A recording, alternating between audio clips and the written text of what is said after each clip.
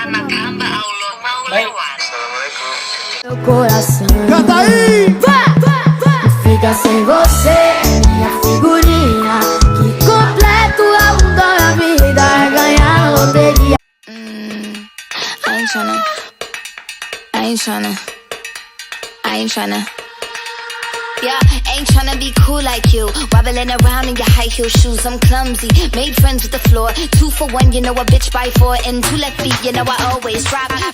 Yuk kita bahas apa sih kepemimpinan dalam konteks teori jika ditinjau dari normatif ataupun non-normatif.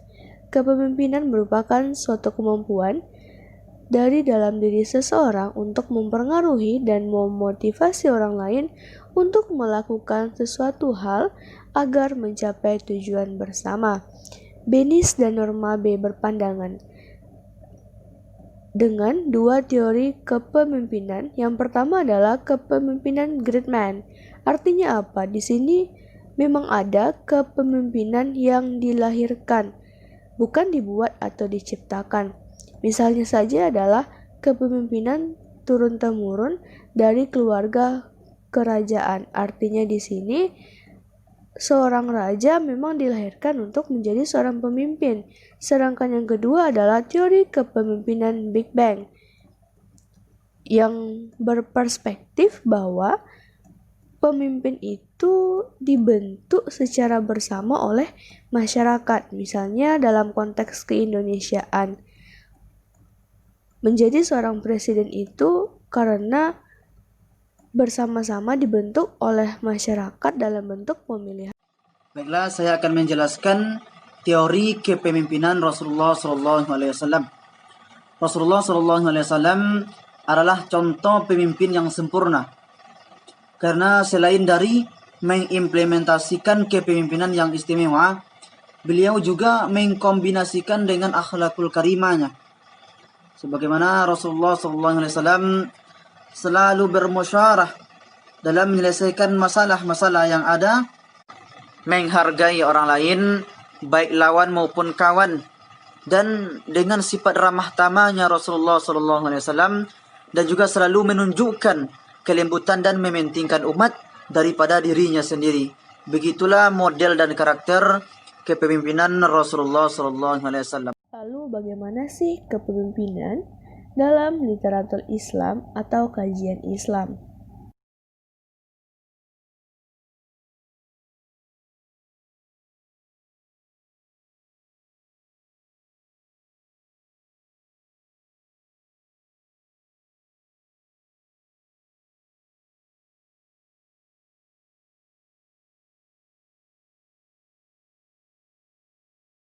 Yaitu pada sistem syuro atau sistem musyawarah.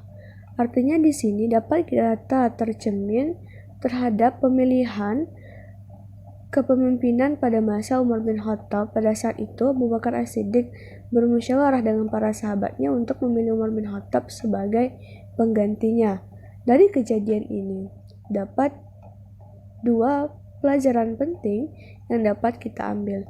Yang pertama, musyawarah dapat menentukan ataupun mencari ide dalam masyarakat siapakah yang berhak menjadi calon pemimpin. Yang kedua, dengan jalur musyawarah maka bisa menghasilkan sebuah kesepakatan umat atas calon yang terpilih setelah dicalonkan oleh pemimpin terdahulu. Kedua, teori kepemimpinan demokrasi.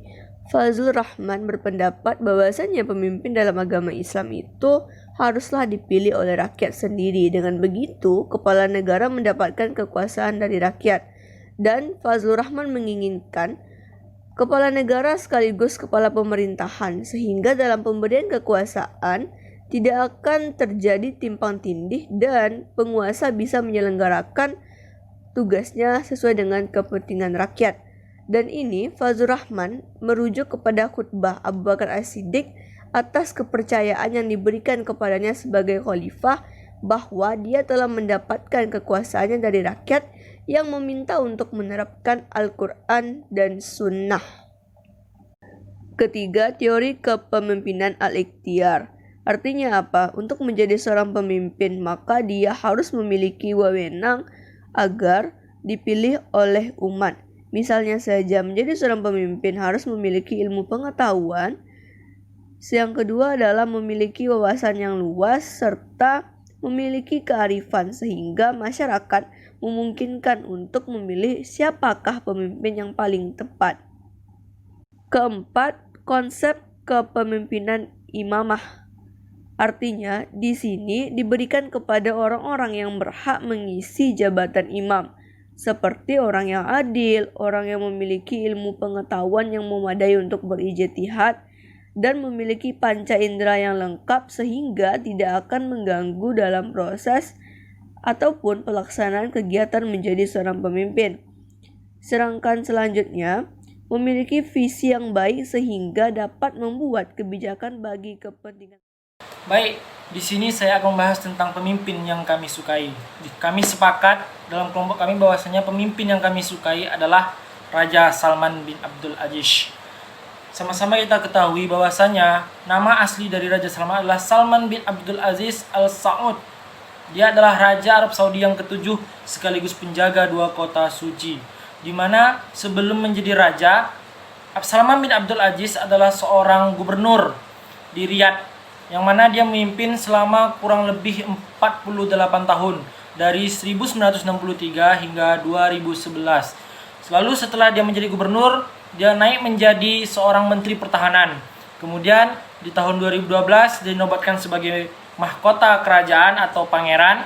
Lalu di umur ke-79 tahun dia menjadi Raja Arab Saudi pada tanggal 30 Januari 2015. Raja Salman ini lahir di Riyadh pada tanggal 31 Desember 1935 bersama ke-6 saudara laki-lakinya. Lalu ia mempunyai 3 orang istri. Yang pertama adalah Sultana binti Turki Al-Saudairi yang meninggal di usia 70 tahun pada tahun 2011. Lalu ia menikah lagi oleh Fahad bin Salman, oleh Faisal Sarah binti Faisal Al-Suba'i. Itu dia mempunyai 2 orang anak, dan yang ketiga dia menikah sampai saat ini dengan Fahda bin Falah. Lalu Raja Salman ini adalah seorang raja yang mana dia memiliki banyak sekali penghargaan, baik itu doktor dari Kairo, doktor dari India, doktor dari Arab Saudi maupun doktor dari Jepang. Itulah biografi singkat yang saya sampaikan tentang pemimpin yang kami sukai ini, yakni Raja Salman bin Abdul Aziz. Baiklah, selanjutnya saya akan membahas mengenai analisis kepemimpinan Raja Salman. Jadi yang pertama itu, Raja Salman itu memfokuskan kepada peningkatan ekonomi daripada perubahan politik. Jadi ketika menjadi gubernur lama ibu kota, Raja Salman itu sudah memiliki reputasi sebagai seorang pangeran yang progresif dan praktis. Lalu yang kedua itu, pengalaman Raja Salman memimpin Riyadh itu membuat dia bisa menjaga hubungan baik dengan banyak keluarga di Arab Saudi. Terus yang ketiga itu, kata Bruce Riedel, seorang senior Raja Salman di Brookings Institution Center, mengatakan bahwa Raja Salman itu sudah memimpin rapat kabinet beberapa bulan dan menangani hampir semua tanggung jawab di luar negeri untuk kerajaan sejak ia menjadi putra mahkota pada tahun 2012. Lalu Raja Salman itu memiliki sikap yang damai dan diplomatik, dan Raja Salman itu memiliki gaya kepemimpinan yang otoriter, yang dimana gaya otoriter itu adalah semua ketentuan dan kebijakan itu dilakukan oleh pemimpin. Teknik dan langkah aktivitas itu juga ditentukan oleh penguasa. Jadi gaya kepemimpinan otoriter itu adalah bentuk kepemimpinan yang kepemimpinannya sebagian besar dipegang oleh pemimpin. Sedangkan bawahan itu tidak diperkenankan untuk memberi saran, ide, ataupun pertimbangan dalam pengambilan keputusan. Jadi dampak positif dari gaya kepemimpinan Raja Salman yang otoriter ini, beliau dapat menghapuskan senioritas agnostik, mereformasi lembaga keagamaan, melancarkan kebijakan anti korupsi, penghematan anggaran, diverifikasi ekonomi, dan reformasi kebijakan. Nah, untuk pesannya dari saya untuk seorang pemimpin, semoga dapat menjalankan wewenangnya dengan amanah, adil dan bijaksana terhadap kekuasaan untuk menentukan kebijakan dan keputusan yang telah disepakati. Karena keberhasilan utama dari seorang pemimpin itu saat ia bisa menaklukkan hawa nafsunya dan memberhasilkan orang-orang yang dipimpinnya. Dan juga seorang pemimpin itu dapat dihargai, disegani, dihormati.